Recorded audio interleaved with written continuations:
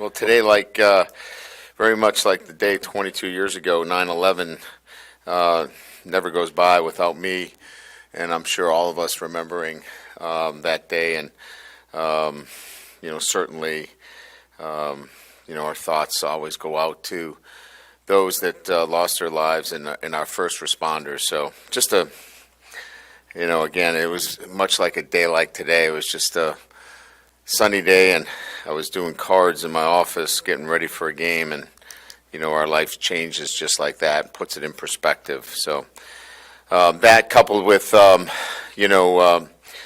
injury that we had to the Grambling student athlete, Jaquavius Richmond, had surgery at Our Lady of the Lakes. And it was obviously a very difficult injury, but the surgery was successful. It is going to be a long and difficult recovery, but we're very hopeful.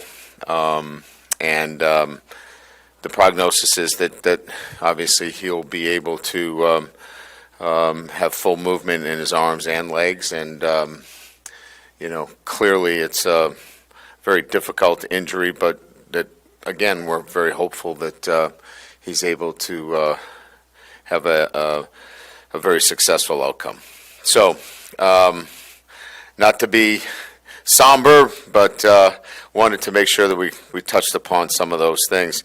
The game this past weekend, I think we talked about it last week. We want to play the game the right way, and playing for 4 quarters, starting fast, building momentum, and then leaving no doubt about what the outcome is, and putting away your opponent. Those are the tenets of playing 4 quarters of LSU football. We certainly didn't do that in week 1, and we wanted to make sure that was how we played the second game, regardless of who the opponent was. And we have a great deal of respect for Grambling, and we're excited about the game itself, but it really didn't matter all week from the perspective of who we were playing, rather as how we played the game. And I was pleased with the way we played the game. I was also very, very pleased with the way we handled our emotions. It got chippy out there. Our team had 2 penalties the entire game, and their discipline and their ability to maintain their pose and composure, I was very proud of them in that respect. On offense, when you score on your first 10 possessions, there's not much more you can say at any level, but great efficiency from an offensive perspective. Defensively, we had some, I would say, misassignments early on. The tackling certainly wasn't what we needed early on. We were probably a little bit too anxious. We settled down, and certainly in the second half, played the kind of defense that we expected to, and limited Grambling to 4 first downs, I think, and 61 total yards in the second half, and that kind of dominating defense is certainly what we're looking for. Now we turn our attention to SEC play, and certainly, this is what gets everybody's attention, and not only do we play Mississippi State, but we play on the road, and playing on the road in the SEC is a great challenge. Playing an SEC opponent obviously doubles that. And then you've got to deal with all of the things that go with travel, playing at 11 a.m., cowbells, all of those things. But you do it first and foremost with starting with great preparation this week, and then your performance. If you play really well, you don't have to deal with all those distractions like any other opponent. If you're not playing very well, you're going to hear the any teams, band slogans, whatever they have. So this is really about, the challenge of playing on the road, handling the 11 a.m. start, playing a really well-coached football team. Zach Arnett's done a great job in his very short time of being a head coach. They're really well coached defensively. The scheme that they employ is the same as last year, which has a lot of moving parts out of their three-down defense. And again, it's a difficult defense to go against. Offensively, there's some quite a different change there. Going away from the air raid offense, going to a much more traditional offense. It is one that certainly that many see in college football, but they've got some really good players. Will Rogers is probably one of the most experienced quarterbacks in the SEC. 35 straight starts. So when you have that, you've got experience at the quarterback position. It's a really good thing. He's got 11,000 career passing yards. Jaquavius Marks, an outstanding running back. And again, another guy that, 2,100 yards rushing in games in 23. Combined, it leads the SEC in rushing through 2 games. Two 100-yard games. I misspoke already in 2023. It's a good football team. So well coached. They've got depth with numbers on defense in terms of seniors and graduate seniors. So they're coming off a really good win in overtime against Arizona. So a great challenge for our football team. And again, anytime you go on the road, I think their returners are weapons. They've got 2 outstanding return men in terms of their punt returns and kickoff returns. Both of them were All-Americans last year, so we've got a challenge in special teams. We've got a challenge in facing a veteran quarterback and outstanding running back, and certainly the challenge that the defense brings in terms of its scheme, and then going on the road to Starksville and the early start and all those things that that you have to overcome. So with that, we'll open up to questions.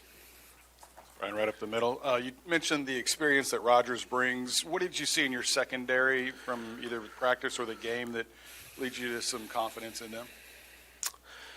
Well, I think this is a process for us that we're making some strides. I think we're competing, for the ball. I think in some instances it's really you have to look at play after play where we're getting some competitive breakups that we hadn't had in the past, and we're getting guys that are getting seasoned, and that's really what this is about. This is a process for some guys that haven't played a lot of college football. So we like the competitiveness. This is about leveraging the football. This is about being in the right technique, and it's.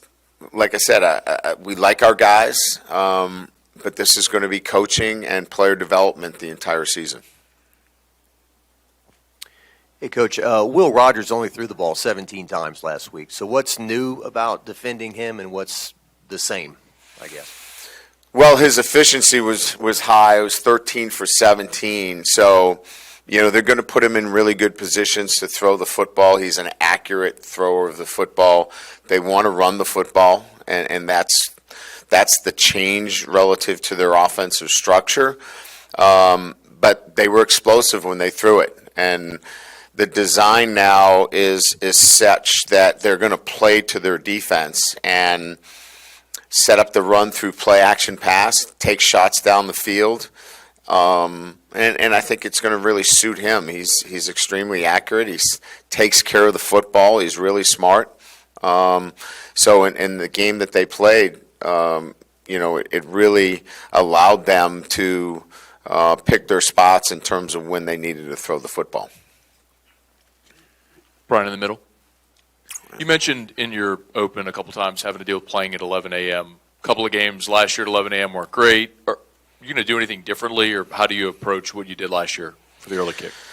Well, not that we would do anything differently, but we do things in our preparation that matches an early start. For example, in our practice schedule, we'll do some things that accelerate, our team articulation. In other words, we're not going to go individual and work our way into group and then get to team. We'll go to team right away. You got to turn it on immediately. We'll do some things relative to getting our senses awakened earlier on game day. We're going to start with our team meal at around 7:20 in the morning. We're going to have an hour bus ride. So, we'll have to handle all of those things a little bit differently than a normal routine. We have a shakeout during a night game, so this is going to be a totally different schedule than that they've been presented with. So we'll use some of the things we did last year, and I think that sets them up for a little bit more of an understanding of what that day is going to look like. Coach, kind of piggybacking on what Mike asked, did you think in fall camp that it would be this challenging back there in the secondary this early in the season? Yes. Yeah, we knew that we were playing new players back there, and the challenges were going to be in developing players with very little experience, but with talent. But talent is only one part of the equation. It's developing, the consistency and doing the little things that require playing at a high level, tackling, leveraging the football, being in the right leverage, whether it's inside leverage or outside leverage, raking through the basket, when the ball's in the air and getting it out, and which we've done, much better in week 2. So I think all of those things were going to be work in progress for us. We competed well for the ball in the air. I think what we'd like to see better is our technique to improve, the fundamentals, and probably the tackling. Hey, Coach. I'm curious with Mac Markway, what did he do to not play football those final couple years of high school as he rehabbed and he was injured to put himself in a position to where he's playing a lot as a true freshman? And kind of how do you think he's looked for a couple weeks? I think, that was a personal decision that he made and his family made relative to not playing his senior year. I think he felt like he was in a really good position in understanding the nuances of what he was going to do in high school. As you know, he's a mid-year enrollee, so he got the spring football, which helped him quite a bit in understanding the offense and coming in and playing football. I think not playing again when it came to his situation had a lot to do with, the 2 knee injuries more so than anything else. And I think he was in a pretty good position in terms of the knowledge base of the tight end position. So when he came in, this was much more about learning our system. I think he did a pretty good job of picking it up, and I think he's accelerated because he had that, background and getting the spring. He's done a pretty good job. I mean, I think, the things that he's improved in is this summer, his movement skills in space. He's a lot smoother. As you know, he's a big kid that can block in line, and he's done a nice job in terms of consistency blocking in line. And now it's refining his skills in space and catching the football. Hey, Coach, if we could maybe just get an injury update from you, and then also you mentioned just talking about Zalance Hurd and just wanting to go back and evaluate that tape. What did you make of his debut, and is that something you guys are going to lean into going forward? Yeah, we have 2 probables. We have probable is Mason Taylor, and probable is Omar Spates. We liked his presence in the lineup. He was assignment correct. He was physical at the point of contact, and we felt like, by and large, for a first time in a collegiate, football game, he handled the emotions of the game very well. So I think we're on track to kind of similarly do what we did in the last game with him in the next game as well. Miles will still start at guard, but there's going to be a rotation there. Ryan, you said post-game that Harold Perkins has a new position. What are y'all going to start asking him to do that's maybe different from the first game, and what was the impetus for that change? Well, we wanted to free him up a little bit. He's got a lot of responsibilities playing inside, and we just needed to let him go and let him play fast. We felt like, with all the things that we had asked him to do, we probably slowed him down a little bit. And one of the things we have to do as coaches is know where your players are relative to, playing fast. And I think we saw in the very first play with the physicality he showed when the ball got out on the perimeter.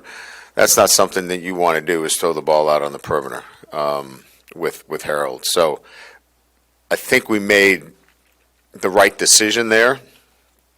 And now we'll refine what we do with him. Like, we can move him around, we can move him inside and outside and do some things that can keep him in a position to impact the game. And that's what we're trying to do. Just your assessment of the run game, and specifically getting into Caleb a little bit, does that position allow a freshman to maybe have an impact quicker than maybe a different position? And what do you see in him and his usage going forward? Well, I think with both backs, it was a physicality. There was runs after contact. There was, that physical presence that we were looking for. But obviously, look, no disrespect to our opponent, but it was not an SEC opponent, and so we were able to control the line of scrimmage, and do it with regularity. So I think we'd be standing here with a whole different feeling if we weren't able to control the line of scrimmage. So I think we just, we were more diversified in our running game. As you saw, we ran, probably 4 or 5 different schemes up front. But the goal here was to get off the ball, and that's what we did. We got off the ball, we ran hard, we featured 2 new backs that we hadn't seen, and we liked the results. Now let's move forward with that. Brian, I also have a running back question. Given how well he did in his debut, and the fact that you have John Emery coming back to add to the mix this week, are you looking for a back to be that predominant guy like maybe Logan could be, or do you want to continue to be a big mix of players there? I think what you've seen is that, we're going to feature a guy that's feeling it and is hot, if you will, but we have enough depth that we can spell a guy, and I think that's a good thing. And Mississippi State ran 5 backs on Saturday. They still have a featured back, but they were still able to get 4 or 5 deep in the running back situation. And I still think that we're in the position to find out who that featured player is. But I still think we can play multiple backs and still have the kind of continuity at the position that's necessary. Coach, with this being the start of SEC play, is this kind of not a reset button, but to see how much you've improved in the last 2 weeks since the Florida State game moving forward? Oh, yeah. No, there's no doubt. Look, we made a great deal of improvement in just the way we think. And that, to me, was the most important thing, thinking the right way about how to play for 4 quarters. Now we got to take that against an SEC opponent in terms of the technical, the tactical, all of those things now are going to be on display. When you miss a tackle in space, it's probably going to go for a touchdown, not a 35-yard, run. So that's the next challenge for us as we go into SEC play. Hey, Coach, right in the middle. So Mississippi State has one of the top rushing attacks in the SEC, led by Jaquavius Marks. What were you guys? How were you guys prepared for their rushing attack defensively? Well, we know what we're getting, right? I mean, this is a lot. This is a lot different than what we've seen in the past. This is clearly something that we'll be able to prep for and prepare for during the week. But Will Rogers is an outstanding quarterback as well. He's not going to, hand the ball off if there's 9 guys on the line of scrimmage. He's a very capable quarterback. So you got to be defeating, blocks at the line of scrimmage. We've got to have some gap integrity, and we got to play similar to the way we played in the second half. Yeah, Brian, could you talk about your history with Logan? I mean, how did you get him out of New Orleans when you were at Notre Dame? What was the attraction when you found out about him? Yeah, so, we were looking for somebody that could change the dynamics of our running back room, and we liked we just liked the way he played the game. He was somebody that had an edge to him. He was a guy that was featured in the passing game. As a running back, it was pretty evident that he had the skills necessary to play at the highest level. And he was a really good student, and those things were prerequisites in terms of the recruiting process. And then there was a connection there relative to former players that from that area that did well at Notre Dame. So, that was a good hook, if you will, to start, and then it was just a matter of convincing him to leave Louisiana, which was not very easy at all. I think it was probably my incredible personality. All right, it's a joke. It's going to be front page of every newspaper, and you just can't do it around here anymore. But no, I mean it was. I think it was a combination of the ability to come in and play right away, because we didn't have a lot of depth at the position, and then the academics. I think he was looking for both, and I think that was probably the motivating factor. Coach, over here on your right. From your perspective, what did Mason Smith look like on Saturday night? How did he look? How did he feel? He was excited to play, and he played hard. But you can imagine, there was a little bit of rust, having not played in over a year. And I'm sure he's anxious to get back out there this weekend. Brian, just purely on field, what did you kind of evaluate with Denver going back over the film there, and where do you want, what next steps as a corner do you want to see him start to take? Yeah, I liked his demeanor. He didn't lose his cool in some instances where, he got his helmet pulled off a couple of times. He was being held.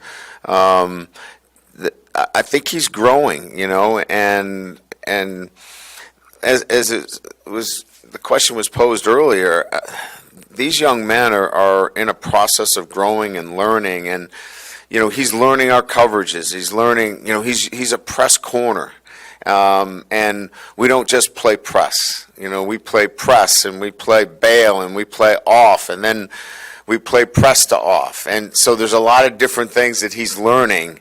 He was just strictly a press corner. And he just pressed you, and when you came off the bus, he pressed you. And this is new to him, but he's learning, and he wants to get better at it every day. So, listen, I'm a coach. I want a captive audience. I want guys that want to be coached. And the great part about it is he wants to be coached. Brian, I'm just curious your thoughts on the division. It's kind of had a rough weekend, and what you see in the SEC West with Alabama losing, Texas A&M losing, and what opportunities that might mean for your team. Yeah, look, every year is a different year. We could be talking in 4 or 5 weeks about, the SEC having such a great, it's a new cycle, it was one weekend. But I will tell you, each and every week, the SEC is going to put out great football teams. And, yeah, maybe it didn't have the banner weekend in terms of the big matchups, but ask anybody if they want to play an SEC team. I'll bet they'd rather try to play somebody else. Good?